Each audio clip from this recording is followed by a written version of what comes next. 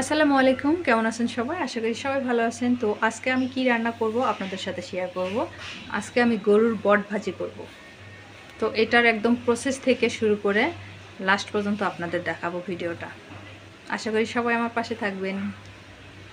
চলেন মূল রান্নায় যাই। আমি ভুঁড়িগুলো পরিষ্কার করে নিয়ে এখানে হলুদ দিয়ে সিদ্ধ দিয়েছি।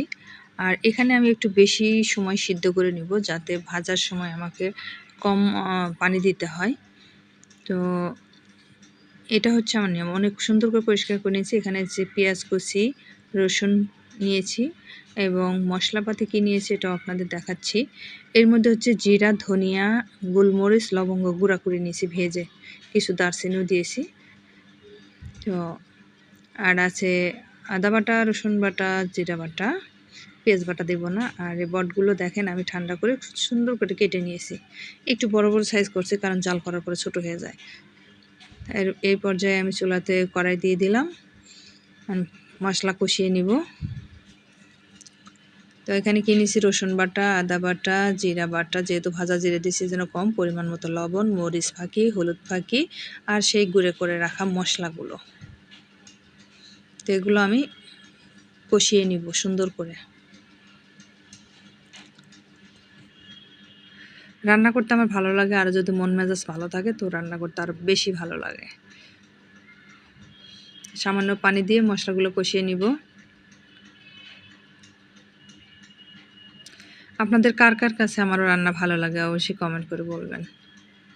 তো দেখেন আমার মশলা প্রায় কষানো হয়ে গেছে, উপরে তেল ভাসতেছে।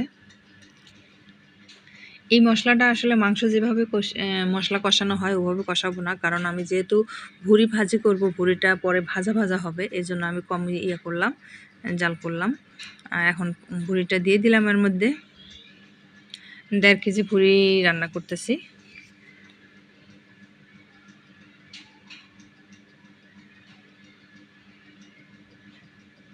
রান্না কিছুই না, রান্না হচ্ছে মনের ব্যাপার। অনেকেই বিরক্ত বোধ করে, তো আমার কাছে বিরক্ত লাগে না, ভালোই লাগে রান্না করতে। আর অনেক কষ্ট করে আমি ভিডিও বানাই। এক হাতে মোবাইল ধরে থাকি, আর এক হাতে আমি রান্না করি। আমার পাকের ঘরটা এত ছোট, আমার একটা স্ট্যান্ড দাঁড় করাবো তার উপায় নেই। তো আমি এভাবে একটু কষাই নেব। সামান্য একটু পানি দিয়ে দেবো আমি, যেহেতু আগে আমি সিদ্ধ করে নিয়েছি এজন্য এখানে পানি একটু কম দিলাম।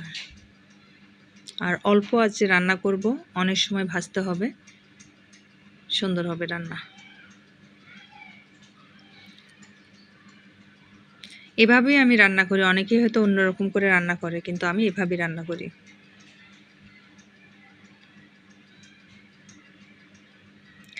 আর আমার সকল ফেসবুক বন্ধুদের বলবো, প্লিজ আপনারা কেউ মন খারাপ করবেন না। আমি অনবরত ব্লগ খাচ্ছি, আমি জানি না কেন রিয়্যাক্টও দিতে পারি না। জাস্ট একটু রিপ্লাই দিতে পারতেছি, তবু রিপ্লাই কমেন্টে রিয়্যাক্ট দিতে পারি না। তো আপনারা কেউ মন খারাপ করবেন না প্লিজ। আমি ব্লগ ছাড়লে অবশ্যই আপনাদের পরিবারে পৌঁছে যাব।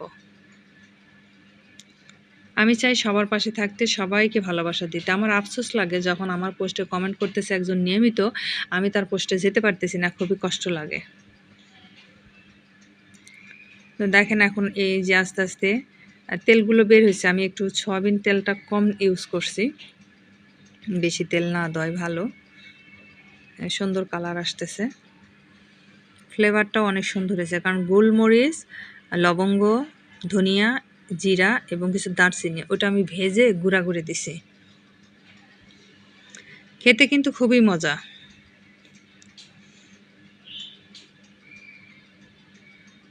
অনেকেই পছন্দ করে না, কিন্তু বেশিরভাগ মানুষই পছন্দ করে।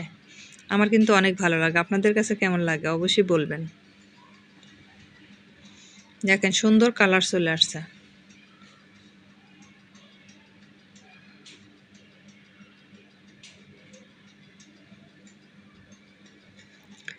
তো সবাইকে ভুঁড়ি ভাজা খাওয়ার দাওয়াত রইল।